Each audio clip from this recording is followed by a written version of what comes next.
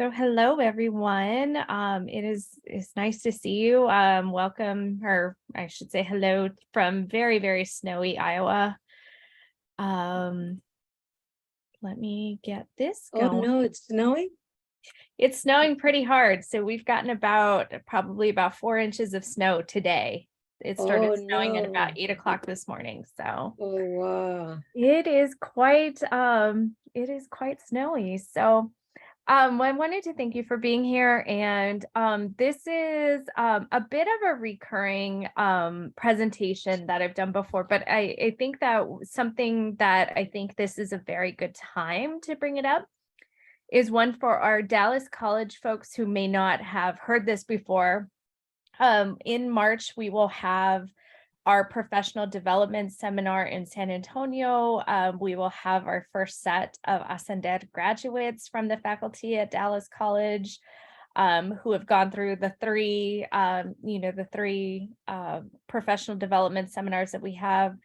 And what I think that this is a really good reminder of is the team dynamics and the group dynamics of the work that we do on the campuses, and then also between Catch the Next and the colleges. And so I think that this ends up being a good way, a good filter to see the work that we do and how we sort of negotiate and work through challenges with each other, and how we essentially recommit ourselves to the work that we're doing. So I will offer some brief definitions and sort of how they develop, what some of this research has said about learning communities as well as communities of practice.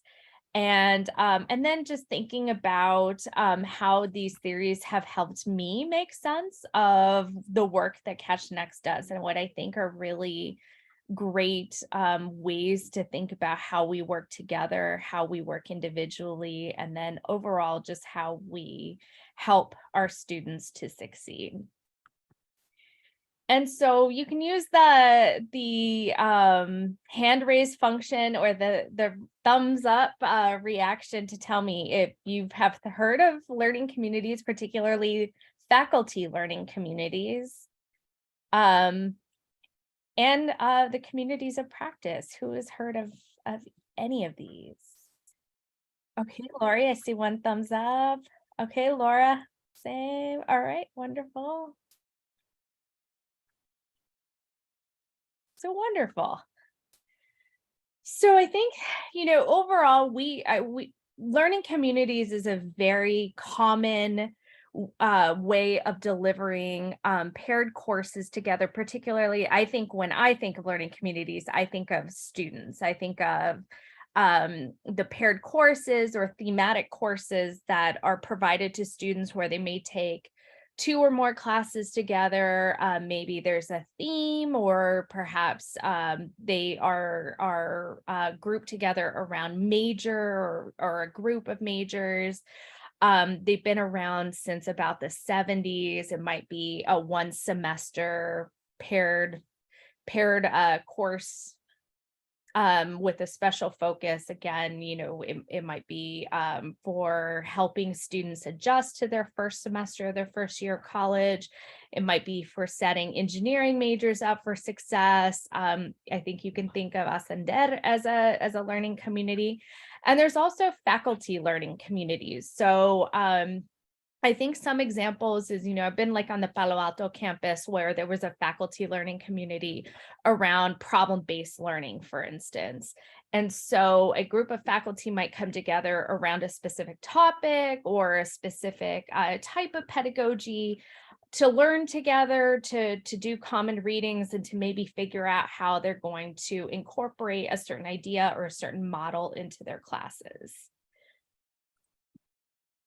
Excuse me. And then a community of practice comes out of anthropology and is sort of based around ideas of social learning, that we are social creatures, that learning is a social activity, that we don't learn in disparate ways, meaning that a large part of the learning process is in interactions with each other and in sort of meaning making processes with each other. And Etienne Wegner and Jean Lave have written about this. The book that I have that I come back to a lot is the purple book that is the picture on this slide. But this has been picked up a lot around organizational and workplace learning. There's a lot of work that has picked up on this in education and anthropology and sociology and things like that. And essentially, they sort of broke down how these communities of practice form. And these are the main tenets. So you have mutual engagement, meaning how people come together, how they foster relationships, how they decide maybe who's in and who's out. So that inclusion exclusion criteria.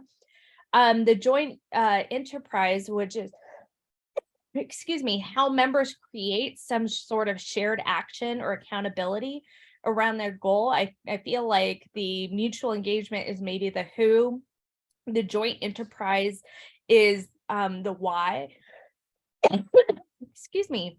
And the shared enterprise is the how. What are the things that they are bringing together to execute whatever this joint enterprise is? And I think of how people come together within Ascender might be the dean or the faculty member who first brings the model to their campus. Maybe they heard about Catch the Next and a dean is like, I want to know more about this. So they reach out to Dr. Chavez. We start fostering that relationship between Catch the Next and the college. The dean or another leader on campus may start thinking about what is this going to look like? How are we going to implement it? What classes are we going to include? So that joint enterprise can start with that leader deciding which faculty members are going to receive the professional development that Catch the Next provides.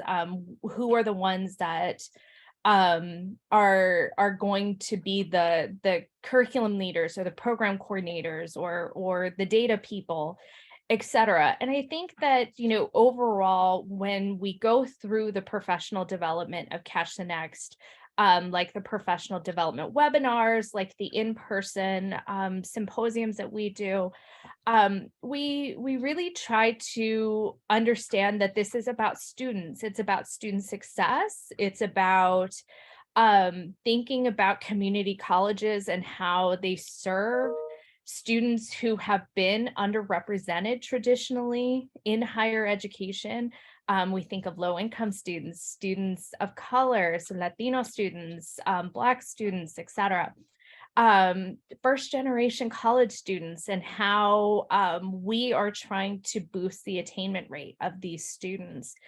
And then through the shared repertoire, these webinars, the professional development, the readings that we encourage you to do, we try to develop that shared repertoire, and whether that be the experiential learning of going through our seminars, 3 times a year, where Anna and others will have you go through and walk through the same sort of lessons that you would incorporate in your classrooms.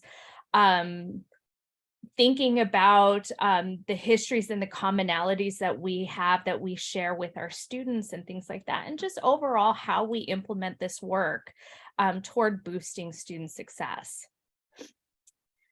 And I think overall, a fair comment can be made that the idea of learning communities and communities of practice kind of sound like synonyms. They kind of maybe sound like the same topics. I think overall, communities of practice, at least in the way that I understand them, is really focusing on that learning process, whereas learning communities may be a bit more outcomes focused or focused on that student success, at least in the way it's described in the research literature.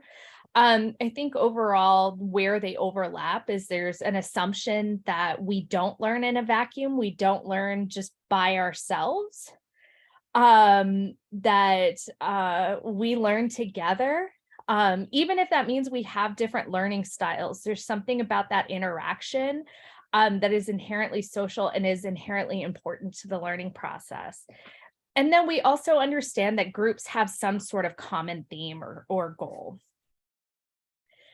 So, I think that understanding the work of learning communities when folks ask me what is Ascender, a lot of times I might say it's a first year experience program for students, but it's not really just that because we want to support students beyond that first year. But it is in many ways functioning like a learning community. We are pairing courses together. There's this added component of advising and mentoring, the on-campus visits that we suggest to go to local universities, the Transfer Motivational Conference and stuff like that. So it's not just about the classes, it's about these other wraparound services. But it is about developing these familias with students, about giving them a social experience, not just an academic one.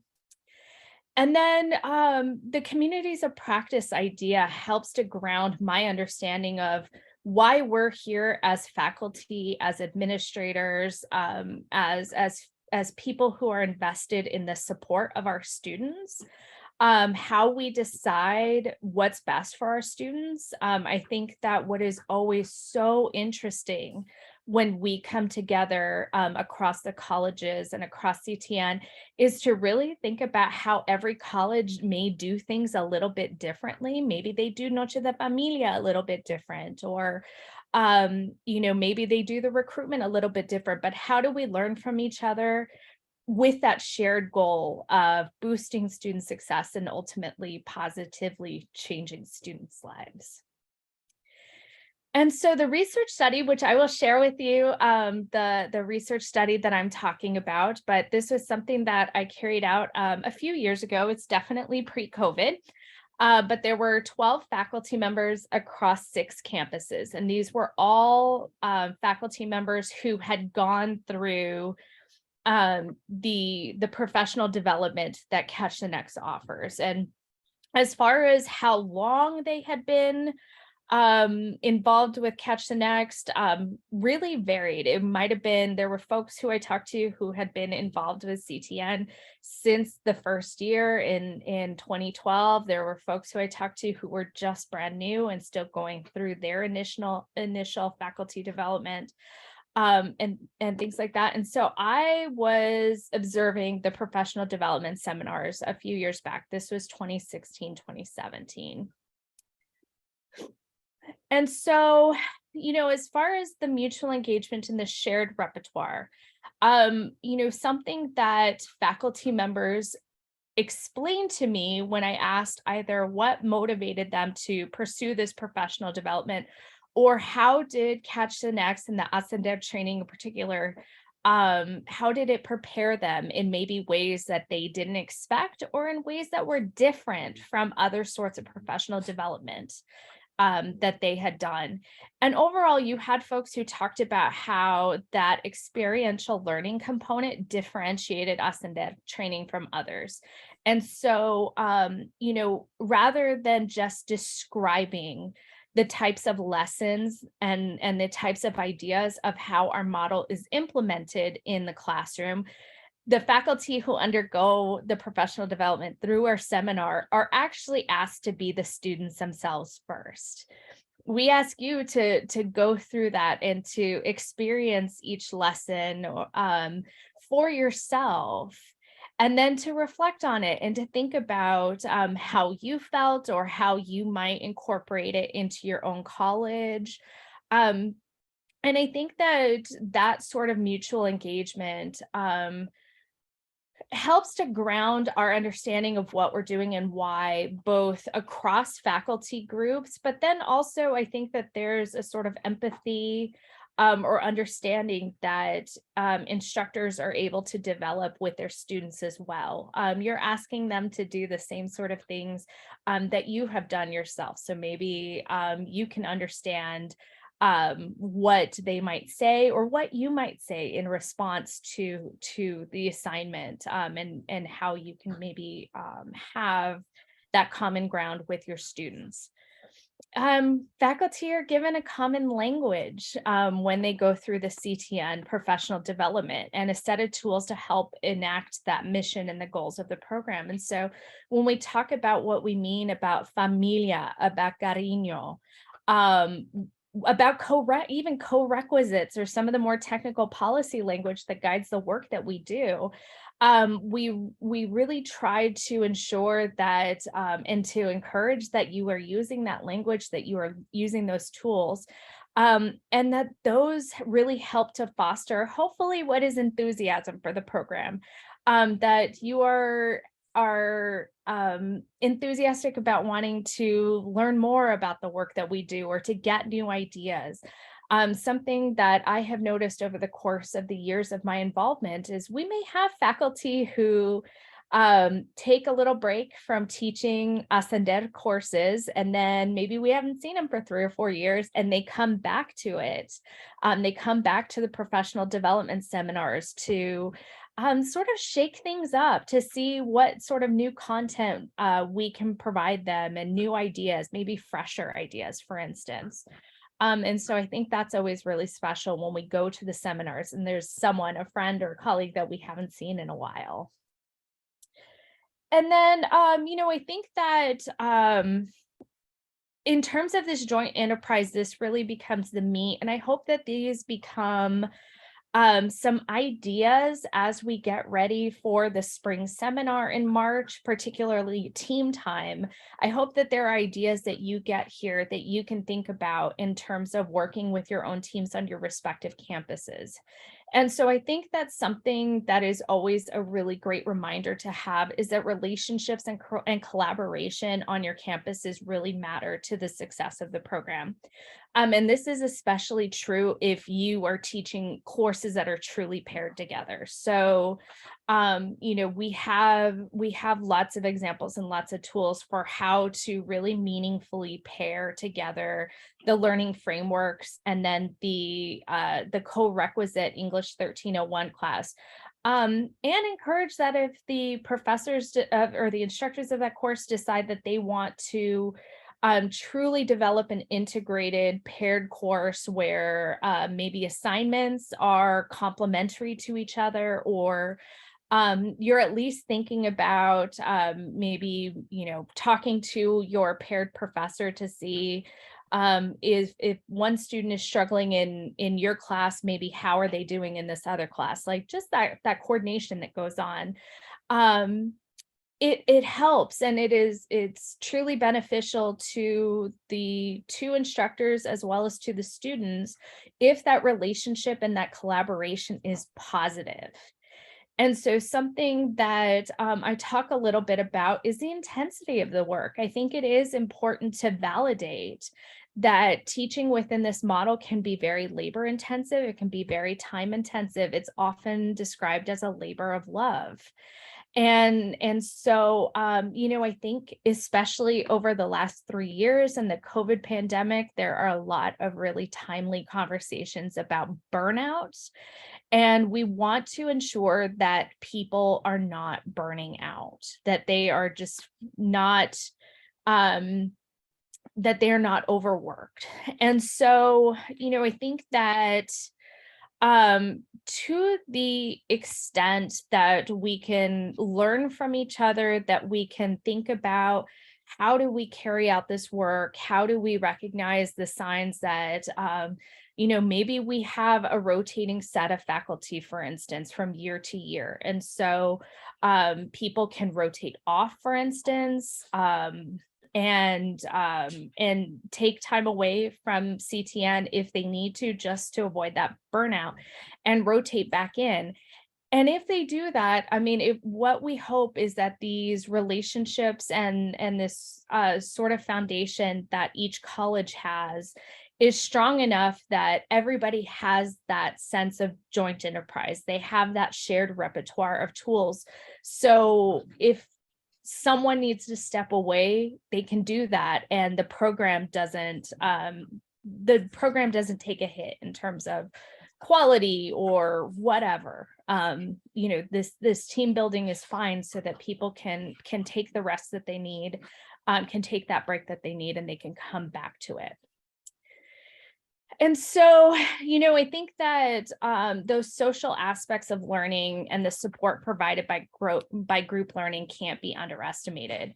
And so I think that some recommendations that I would make for teams to think about is, what are you learning individually as you are implementing this program? What are you learning about how maybe your teaching style is changing? A lot of our faculty will talk about how they received the professional development from CTN, the best practices of culturally relevant teaching, for instance, and they aren't just teaching those in the Ascender sections of the classes that they teach.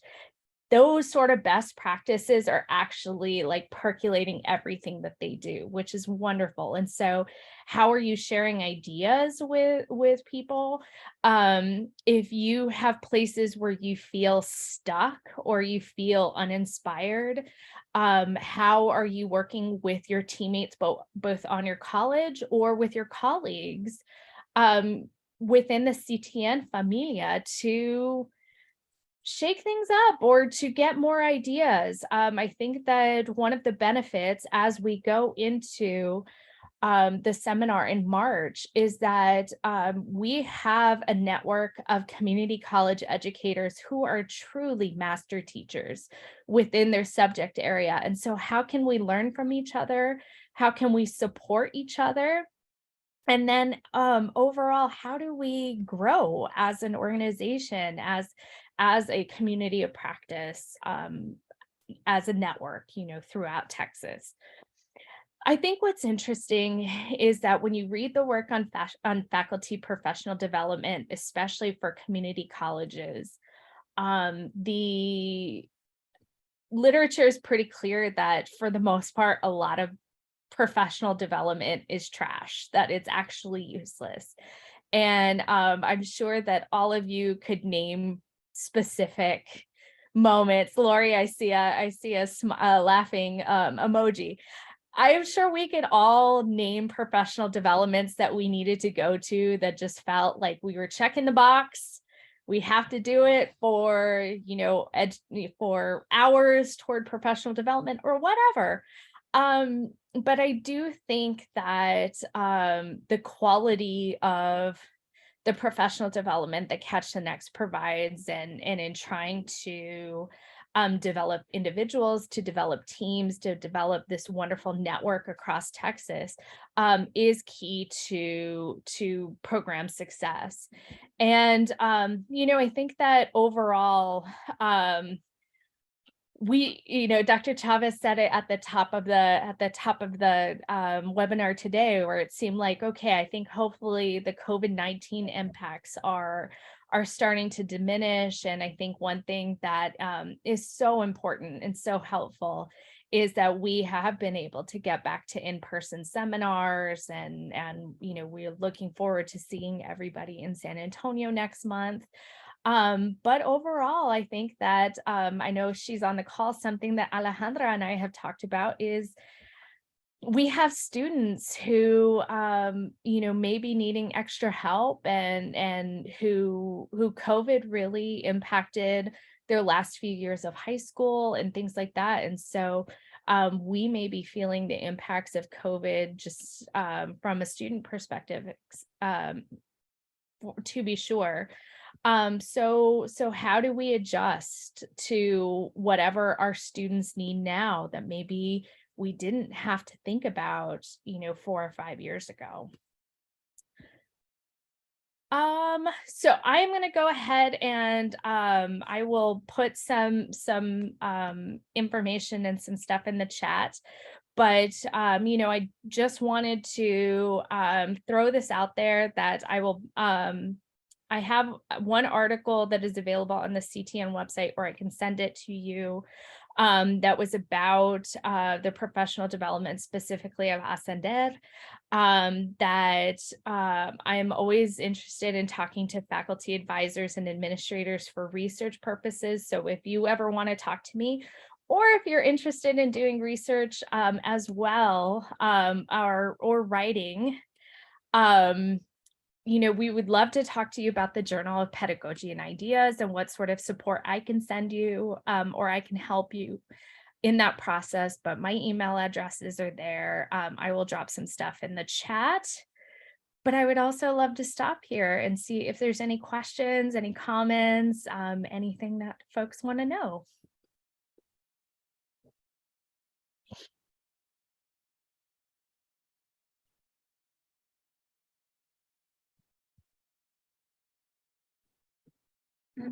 I have a comment, Erin. Are you going to incorporate this type of this presentation into future seminars? That is definitely up to Anna and Dr. Chavez if they would like me to. Because I want professors to see the advantages of learning communities. Mm-hmm. And how these help students into the development of not only connections with the instructors and advisors, but like the development of friendship that lasts for the rest of their lives. So yes. Yeah, I think it could be something that can be incorporated into the foundational seminar, because you're kind of setting the tone. Mm-hmm. I know at the last seminar, it was suggested by Alejandra that we focus on transfer. And we did, Anna did put that into the schedule. So Erin is going to be doing that. And I do know we have you scheduled in the summertime. So I think it's a matter of, Anna looking at the agenda and see if it's part of your introductory session on culturally asset-based pedagogy. I think that's what you called it. I'm not sure what the exact title was. But or maybe have it as a separate one. Do you remember what the title was for the session that you did last summer? I know it was on Anna, was it asset-based pedagogy or culturally relevant?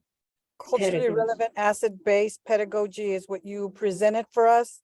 But Dr. Chavez wanted this presentation last summer. Right. So I'm glad that you asked, Ale, because we really take into consideration you all's recommendations. And so we scheduled Erin even before we confirmed her on the schedule for the transfer one, because it's very appropriate in the spring. But this one is very appropriate for the foundation seminar. Right. And if Erin is available, we would like you to do this one for the general session, Erin. And maybe there's a way to somewhat combine, part of last year's and this one, or you can talk to Anna, see if they have to be separate ones, because we also will need the one on data. It's you're there more than one day. I would be interested to hear from Lori, since Lori has not been with us for years. She went to California, and she used to be at ACC. And we miss you, Lori. Yeah. Oh, I miss you guys too. Yes. And I'm wondering what, now that you're far from us, what do you think of our approach, trying to be a community of practice? How does that differ from where you are? I am feeling a lack of that really strongly here. And part of why I came today is to try to pick up tips for how to attract people to a community of practice in the absence of administrative support. So basically what I'm saying is I think what you guys are doing is exactly what needs to happen in my community college here in California. And I'm just struggling with how to try to make things happen as just a librarian with a couple of friends who have similar interests, and that's it. Yes. I mean, I think overall one thing that is really special, and I think it makes a big difference is the way that we are able to get buy-in from administrators, and try to include administrators in the process, you know, to show that it's important for the professional development to happen, and things like that. Yeah, I mean, I think that overall, buy-in from everyone, the faculty, the advisors, that sort of commitment is just so important. And I think such a huge reason why our program works the way that it does, and that there are so many teams that work well together, that there's such cohesion between the colleges on each respective campus and stuff like that, because I think we do just try really hard to develop that sense of why are we here and what are we here to do. Mm-hmm. Yeah. We should talk, Lori, and just see what we can come up with. I know currently we're in the process of recruiting new colleges for the new academic year, but one of the things that we realize is that there are other colleagues in other states that would like to benefit from some of our work, and they are not necessarily ready to implement the whole program. But what we are doing, we're in conversations right now with Idaho, Connecticut, and CUNY, New York. And one of the things we're considering is just doing separate, what we call customized college coaching.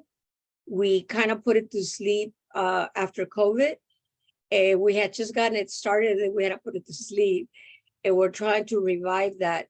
We're also hoping to revive soon this year for sure our transformative teaching institutes, which would be more like a 1 or 2 day thing. So so there would be other ways to access what it is that we have to offer as an organization that could you know, be that would fit your institution or the group of people that you work with a little bit more.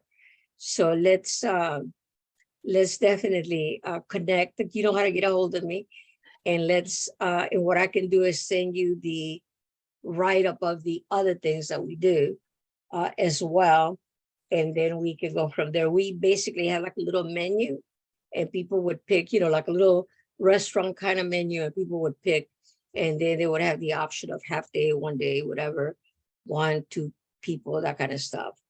And we can see, you know, but that's one of the things we want to revive besides the OER project. Yeah, oh, that would be fantastic. So basically Right. you do kind of consulting with Yes, colleges yeah. to try to help We us. call it customized. We'll customize it to the needs of the institution. And you know, it's one of the things that we started to think about through the coordinating board, realizing that people could benefit from part of our work, some of the components of our work, and we then extrapolated just the teaching. But as a result of that, institutions wanted more customized sessions. Some just wanted the advising, some just wanted the mentoring, some just want, you know, the community of practice type of work. So yeah, it's our second decade in the making. So I figured this is a time to, like Erin coined it before, ascend to new heights, in more than one way. And so that definitely, you know, we're open to we're open to that as we develop our new strategic plan. That's exciting, and I will email you. Great, excellent. All right. Well, if you haven't done so already, we encourage you to register for the spring seminar, and I will put that link on the in the chat box. And let's see. Oh, okay. And then Dr. Chavez has said that in the next week or two, we will be making the announcement about the location and so on for the foundational seminar. It'll be at Dallas College, but to keep an eye out on this. We will not have a webinar next month in March because of the foundational seminar or excuse me, the spring seminar. So we will catch back up on Zoom in April and pick back up. Yes, Erin, if I could make a plug, we're going to have at the spring seminar, Pulitzer Prize winner Sonia Nazario. We are also going to have Victor Science.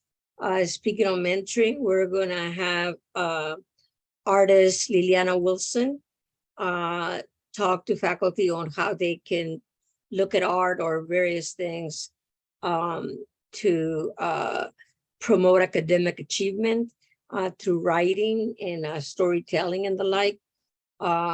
We have a new scholar, new to Texas, Elena Faules. She's now at TAMU San Antonio. She used to be in Iowa, and it was one of our interns, Juan Jaimes, that introduced her to us years ago. He kept saying, she's so dynamic, you gotta have her. And she was actually trying to get a job with us. And she's going to do kind of like a TED Talk at the reception. We have President Robert Garza speaking as well. And of course, our outstanding leadership fellows. So please, if you can join us on the 30th and 31st of March. We are also going to be announcing in the next couple of weeks, we're going to put an announcement for people that want to become leadership fellows, particularly members of our graduating class. People that go through the training can become consultants for CTN. So keep an eye out for those announcements. I also wanted to see if you could put the address, Erin, for the Journal of Ideas and Pedagogy. That deadline is the end of the month. And I know we already received one submission, and there are about 3 others that had a draft reflection that was submitted in the fall that I forwarded to Rafael, and I don't know what happened there, but we really would love to encourage you to write about your work, to write about what you do, what your thoughts are. And Erin and Rafael are wonderful at mentoring people that are unsure as to what they're doing. This journal was created because of faculty requests, wanting to have a vehicle through which they can write about interdisciplinary work. So please keep that in mind. And then also our Transfer Motivational Conference, since you talked about that last time, Erin, will be held in UT Austin the week of June, let me see, June 8th to the 10th. So please mark it on your calendars and encourage students that you work with to join us. And anything else? And then I guess Monday, Alejandra and I, or Tuesday, we're going to be at the Austin Community Foundation to highlight her new leadership program for students. So we're excited about that. Dr. Chavez, one question. The Summer Foundational Institute is gonna be in Dallas? Yes, we're gonna do it in Dallas again because they're supposed to have a cohort of like 40 people. Mhm. And it would be too much money for them to To travel. transport everyone to UT Austin. Mhm. And so for that reason, we're thinking of Dallas again. Mhm. The week of, Erin put the states up there. Mhm. And then for the fall, Mhm. if we can manage, Mhm. we are to get back to STC. We're going to start rotating our schedule. Mhm. And everybody keeps begging that we go to Padre Island. So maybe if STC is open to it, rather than going to their campus, we can go to Padre Island. And then we should be back to you possibly in the spring. Alejandra, back on. Okay, yeah, because I need to present. I have already some, I think like 5 or 6 members, like one new English instructors, like 2 English instructors, and like 4 like advisors that they have to attend Dallas. So I need to Good. request funds to To do pay that. them. Yeah. Well, I'm hoping that if we make a good impression on Tuesday, that hopefully we can get some funding from the Austin Foundation to help you a little bit with that. Although they take forever, Yes. but Yes. the idea Thank you, is Dr. to, Chavez. Yes, I am. We're already preparing. I updated my mentor brochures and all right, good. ready for Tuesday. Well, good. I'm glad that you'll be able to be there with me. I want to make sure people know who you are, Ay, gracias. and go from there. Excellent. All right. So, Thank you very much, everyone. And we Thank will you, Erin. see You in rock. session. You do an amazing Thank job. you, I Erin. love your presentation. yes, she Oh. does. Thank you. Erin, can you stay a second? Sure. I wanted to. Bye, everybody. Good to Bye. see you. Bye-bye. Yes. Bye, bye, bye, bye. Yes. I don't know if you heard me talk a little bit about Austin and the issues that Alejandra had with people questioning the grades for the Austin cohort. So basically they went, and I don't know if it was a new person, but they tried to tell her that they thought she was inflating the grades. And she says, well, I don't deal with the grades. The Right. grades go direct to the department. And then they try to say that the person working at the data office was probably inflating them. Okay. And then she says, well, we don't know the person, why would we do, you know what I mean? Yeah. We don't touch it. And Mhm. I talked to her a little bit and told her that, just push it back to them and just tell them that. But I wanted to make sure you were aware.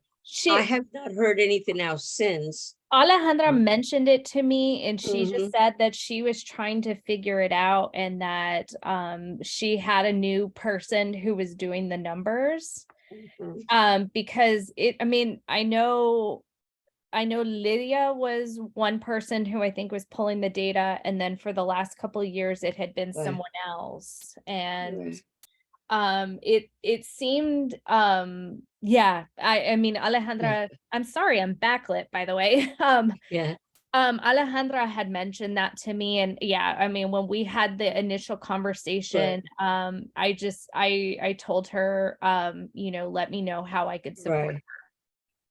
Now, right before your meeting, we had a meeting with all the site visitors. Okay. We must have about 12, 15 people traveling all over the place. Mm-hmm. And what happens is that I'm going to be on the road like 12 days, but I just cannot go any longer and go to some of the other ones. But in many places, they actually have a meeting with the institutional research team. Yep. And I was afraid that some of them are new and they're not ready. Yep. And so today when they had a meeting, I tried to tell them, well, you know that we collect grades, and I try to explain what was a productive rate. Right. Because now it's a big thing, and to reassure people that we've always gone for productive rates, you know what I mean? So we're on top of that. I was going to say, I saw that you had emailed asking if I could meet, and I just didn't get the email in time, but I have a packet that I can email you. It was a document that I put together that like walks the new IR people like through the data process and just what we asked for and why. So I can send that to you, and if you want to, that'd be great. Okay. Because I need to send them a contract. And also, have you had a chance to, I know I have to meet with data people from Dallas, the institutional one day and the foundation the next. And can you share what they sent you? Yes. I know you mentioned how many. And did the other colleges send you anything? I have Austin's. So I realized, and I emailed, I haven't received anything from South Texas College in like a year, which is really unusual. So I emailed Patrick, who's their usual person that works with us, and I copied Serkan, and I asked for them to send me that, because like I said, that's really unusual. Usually I get it like clockwork. I have updated all my spreadsheets that I can send you that has all the data that I have by the colleges. And so, and that is just all the aggregated data over all the years that I have everything. So in the last year or so, were they big dips or no, or are we holding on? I feel like Alejandra was really concerned about the Austin grades. I know she expressed some concern about that. And so, you know, Palo Alto hasn't sent me anything. I occasionally get surveys from them, and it's kind of the same thing from SAC. I don't have a sense about how either one of those are doing. I feel like South Texas College had a dip in fall 2021. I think there's still some COVID stuff going on. Yeah, I know. So, and I had, yeah. So for the last semester that I have data from South Texas College, which was fall 2021, their numbers had dipped like quite a bit. But I don't know what the falls were. So as soon as I get that, I can update. You know, ACC, I feel like is kind of all over the place. And I feel like they're just trying really hard to do different things. And so like they sent me numbers from like their distance learning campus, their adult education campus. I feel like they over the course of years have implemented different like spring courses where actually I feel like ACC's, what's interesting is I feel like their comp 2 numbers have been really solid. So I'll send you this spreadsheet, and it's got tabs for every campus, and like I said, it has every yeah, I remember the other one. Yeah, it has every college that I've ever, or every semester that I have data for. So they're not responding to emails, basically. I don't even know who the IR person is. I don't even know. I mean, I know, and this goes back from when SAC first joined. I remember that Debbie and I had a meeting with Mona. And Mona just said, like, I don't know that we're ever going to be able to get you grades. And I have gotten from SAC 1 semester worth of grades. Other than that, I do get surveys from them. But that's about it. Right. And then Palo Alto, I don't even know who I couldn't even tell you who the program coordinator is for that. Okay. Um, I'm thinking that we kind of need to like start over. Yeah. I think what we can tell people is, now that, COVID is settled and it's a new decade, you know what I mean? Let's start all over. Now, we have Ron. I'm thinking that maybe we can have a meeting with the coordinators, a brief meeting. And then we can remind them, and then we can ask about, who are your people? And for those that are more timid, they can, we can find out how we can intervene or whatever. It's interesting that I think Joan has done a great job. But when I was having a conversation with the president that just left, he was telling me how he planned to get rid of her. And I'm saying, what? Like they did really well. That was a year they had done excellent. And he was saying that he needed a champion, that he needs people to be more assertive and this and that, and they're not, but yet they're afraid, you know what I mean? So I think that's something to address.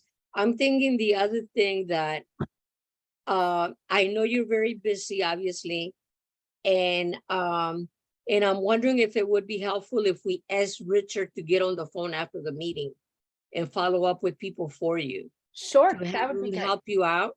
I know that Debbie used to do that at some point, and he's more aggressive.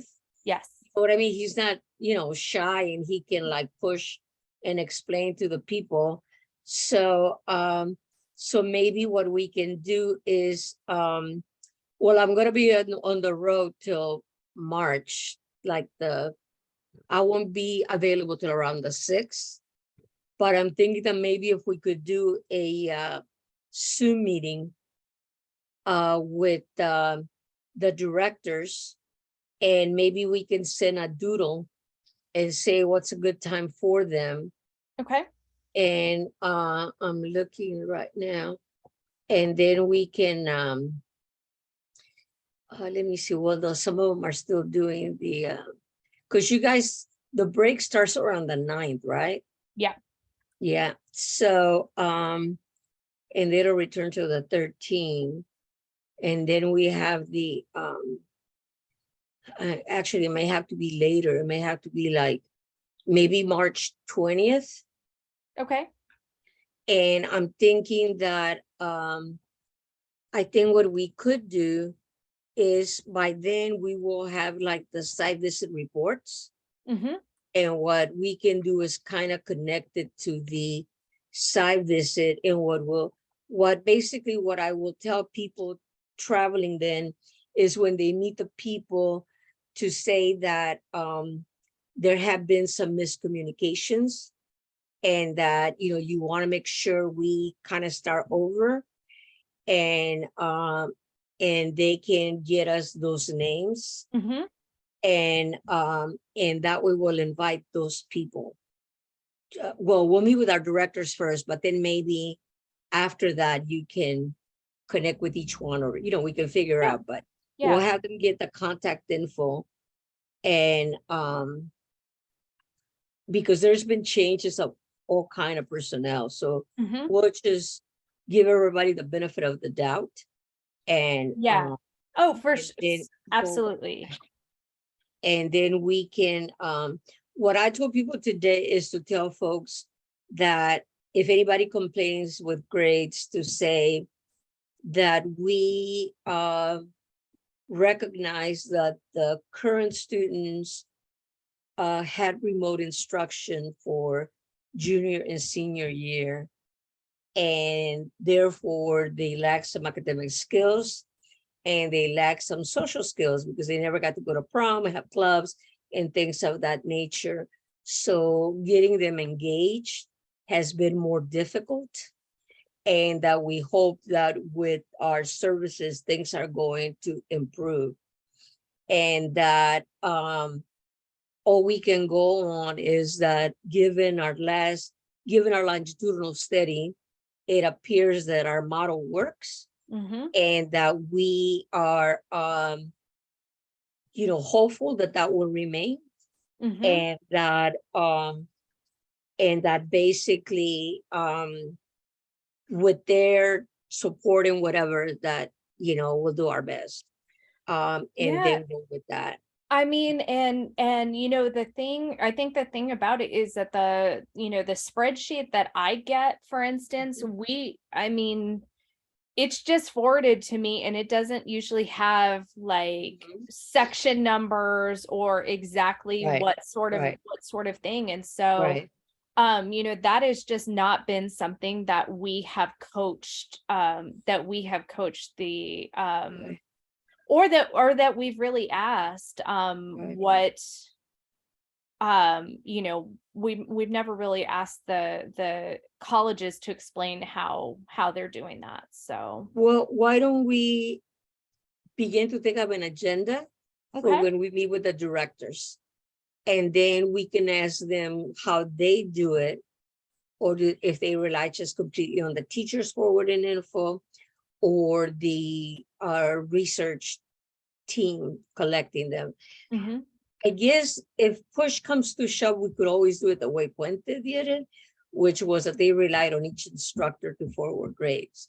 So for quality assurance, or just to cover ourselves, we may want to have them do that, plus get the institutional folks to also submit directly. And I think what we can do at that time, talk to the directors to see what they think. Obviously, some of them don't really know, but I think by those that do know, maybe we can learn from them on what they say. Because Catherine and Laura are new, Ronald is new, Anna is not new, but yes, because she never really did that part of the work. Alejandra is the only one that could tell you a little bit about her, what she was doing. And with SAC, I'm not sure. I do know we got grades since Joan, but we kind of need to yeah, we were getting surveys. We weren't really getting grades. The other, okay. Yeah, and so I can follow up with Joanne as well, because I actually haven't heard from Joanne in a long time. Right. So you are going to be there at the spring seminar, right? Yes. Because I'm thinking I'm going to have a meeting with administrators, a team meeting. Okay. So why don't we, if you're going to be there, let's plan on that being the part of the conversation.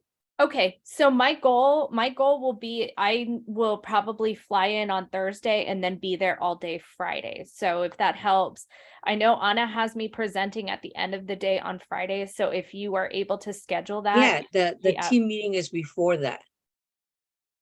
And I was actually going to have Joan, co-facilitate with me, but I don't really have an agenda yet. Okay. So what I can tell her is that to try to find out or get ideas before that, so we can use SAC as an example of what we want to do. Okay. And that takes care of the agenda, for the administrator's part.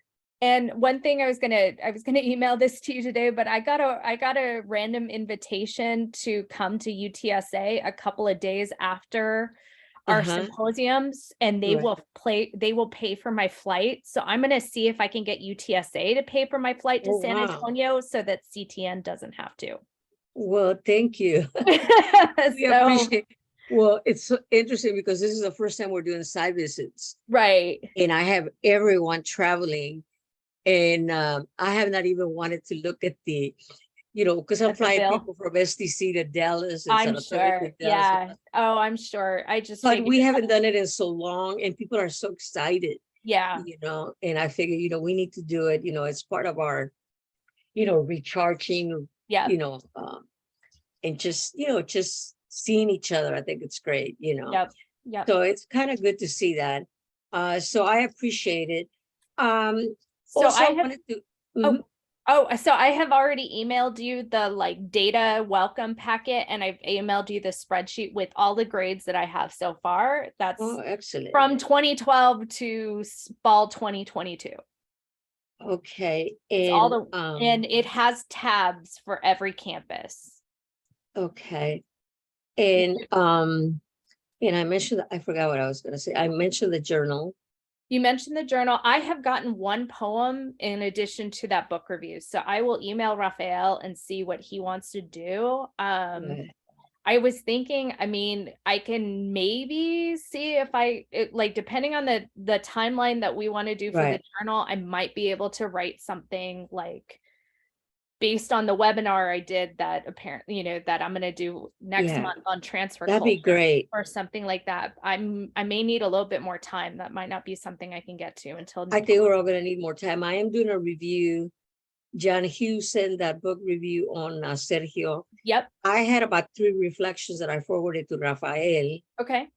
Because, you know, I knew you were busy. Yep. And este muchacho, Valentin, wanted to do something because he just came up with a new book or something. Yep. Yep. So Fernando, I know, had said that he was going to get several poems. Mm-hmm. So I think that should be coming together okay. Okay.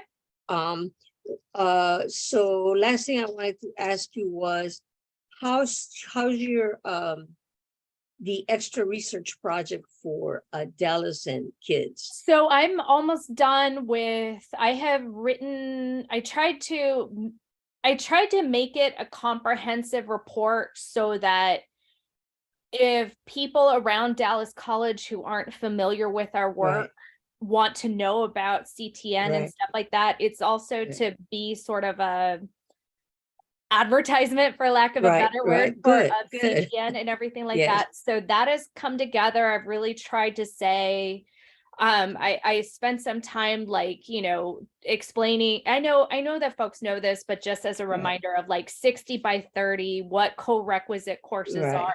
That's excellent. Why we exist, the equity issues that we're trying to address, and how that aligns with state policy and stuff like that. I went through the Dallas College website for some good context about them. So I've done that. I've also already analyzed like the student surveys and the grade data and stuff like that. And so at this point, I am just getting with Catherine to get some students together to do some Zoom interviews. Great, because basically it's going to the foundation. Yep. So and for us, of course, as well. Yep. So I think that would be really good. Yeah. You know, I'm not sure, did we ever put together like a little overview for it? I know I kind of try to put together something. What do you mean? What do you mean by overview? For the project that you're doing right now. Yeah, I can get that to you. I have like an executive summary, so I can get that to you. Okay. Well, what I needed was like the overview of what it is that we're doing. Oh, yeah. Yeah. Because I need to put that with their, not the report or the progress, but what it was that I did. Yep. You know, we did get their money, so I'm happy. And I think we are going to get medals soon. So. Okay. And I think I hope that this will be, like a really good, like even recruitment tool, or just that you can use parts of it. I've tried to just even have some appendices like that include like our other partnering colleges and stuff like that. So just like I said, I really wanted to try to make it as comprehensive as possible, so that if someone who isn't fully aware of what CTN is, what Ascender is, that'd be great. That's excellent. They feel like it is you know, a comprehensive look at what they're doing. So. Right. No, I think it's wonderful. I think even the webinars, well, you know, the Idaho people, or is it Idaho? Yeah. They reached out to me after your webinar because they liked that, it was good, and now they're talking to their people to see if we'll do it. Awesome. So I do think it's a great marketing tool. I don't know if you heard me, I attended one of those webinars on how to promote the program, and it said, think of your mission as your program as an airplane the core of the plane.